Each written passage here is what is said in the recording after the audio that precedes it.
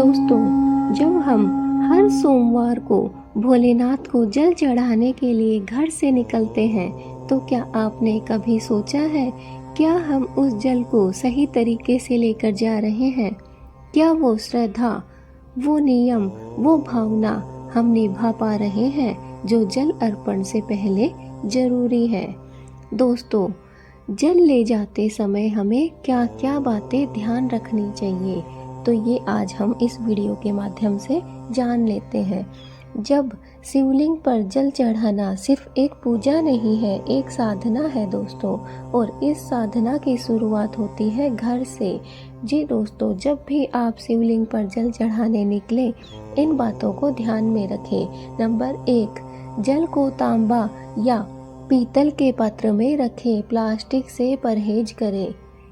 Number 2, जल शुद्ध और साफ हो, कोशिश करें कि गंगा जल या कुएं का जल मिले। नंबर 3, स्नान करके ही जल लेकर निकलें, शरीर की और मन की पवित्रता बहुत जरूरी होती है। नंबर 4, जल लेते समय ओम नमः शिवाय मंत्र का जाप करें। जल में शिव नाम की शक्ति समाहित हो जाती है दोस्तों, अगर आपने ऐसा किया। दोस्तों, जब आप जल लेकर मंदिर की ओर बढ़ें तो चुपचाप जाएं, मन में सिर्फ शिव का ध्यान रखें। मोबाइल पर बातें न करें। बीच रास्ते में जल का पात्र जमीन पर कभी नहीं रखना चाहिए।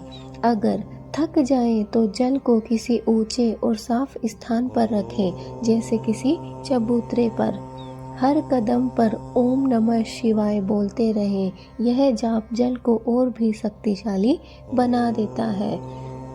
दोस्तों, मंदिर जब आप पहुंच जाएं तो आपको क्या क्या बातें ध्यान में रखनी है, तो नंबर 1, सबसे पहले जल की सीढ़ियाँ, जो मंदिर की सीढ़ियाँ हैं, उन पर चढ़ते समय पहले दाईं पाँव को प्रवेश करें। दोस्तों, जब भी आप मंदिर में प्रवेश कर रहे हैं तो सबसे पहले दायां पैर आपको आगे बढ़ाना है।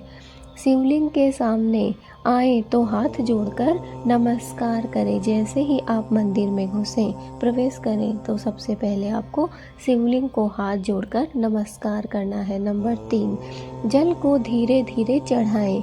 जल चढ़ाते समय मंत्र बोले, ओम त्र्यंबकम यजामहे सुगंधिम पुष्टिवर्धनम उर्वारुकमिव बंधनान् मृत्योर्मोक्षीय मामृतात्। नंबर 4, जल चढ़ाने के बाद बेलपत्र, धतूरा, भांग आदि भी अर्पित करें। दोस्तों, क्या आप सोच सकते हैं ये सब नियम क्यों है? क्योंकि जब आप शिव के लिए घर से जल ले जाते हैं, आप सिर्फ एक पूजा नहीं कर रहे, आप उनके साथ एक संवाद भी कर रहे हैं। आपका हर कदम, हर भावना शिव तक पहुंचती है, और जब भाव शुद्ध होता है तो मनोकामनाएं भी शीघ्र ही पूर्ण हो जाती है। दोस्तों, हर बार जब आप घर से शिव के लिए जल लेकर निकलें, मान लीजिए आप कोई साधारण व्यक्ति नहीं, आप खुद एक दूत हैं उस असीम शक्ति के। शिव आपसे दूर नहीं, आपके भीतर ही है, और जब आप उनके लिए एक एक बूंद श्रद्धा से ले जाते हैं, वो खुद आपकी झोली खुशियों से भर देते हैं। दोस्तों, अगर यह वीडियो आपके मन को छू गया तो इसे ज़रूर शेयर करें। सभी अपने परिवार वालों के पास और अपने घर वालों के पास, अपने रिश्तेदारों के पास इस वीडियो को ज़्यादा से ज़्यादा शेयर करें, और कमेंट में ओम नमः शिवाय लिखना ना भूलें, ताकि ये ऊर्जा और श्रद्धा हर घर तक पहुंच सके।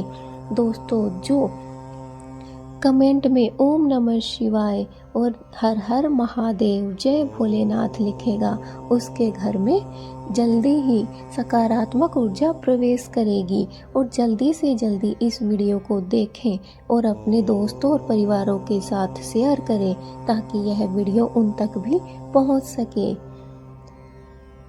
दोस्तों, कमेंट में ओम नमः शिवाय लिखना ना भूलें, ताकि ये ऊर्जा और श्रद्धा हर घर तक पहुंच सके। जय भोलेनाथ। दोस्तों, दोस्तों, अब आप बताएं कि यह वीडियो आपको कैसी लगी। अगर वीडियो अच्छी लगी है, आपको कुछ समझ आया है, अगर आपको जल की जो हमने बातें बताई हैं कि शिवलिंग पर जल चढ़ाते समय आपको किन किन बातों का ध्यान रखना है, और अगर आपने इन बातों को ध्यान रखा और वीडियो को सही से देखा, अगर एक बार में समझ ना आए तो आप इसे दूसरी तीसरी बार देखें और सभी नियमों का पालन करें।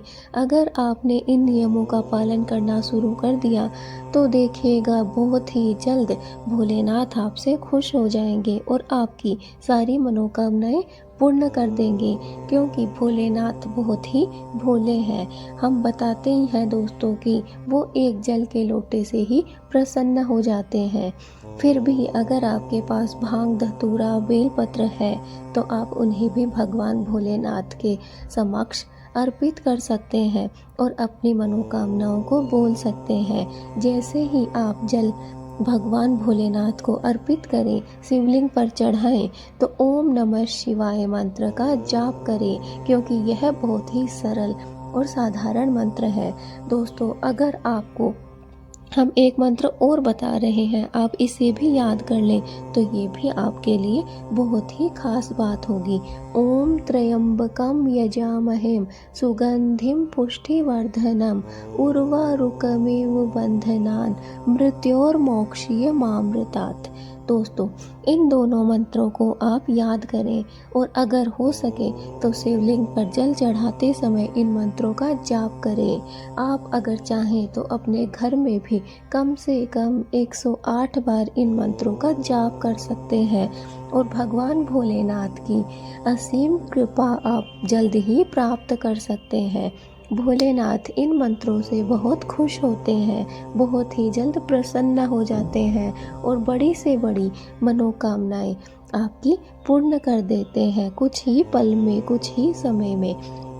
तो दोस्तों, क्या आपको हमारी यह वीडियो समझ आ रही है कि आपको भोलेनाथ को प्रसन्न करने के लिए जल को किस तरीके से अर्पित करना है?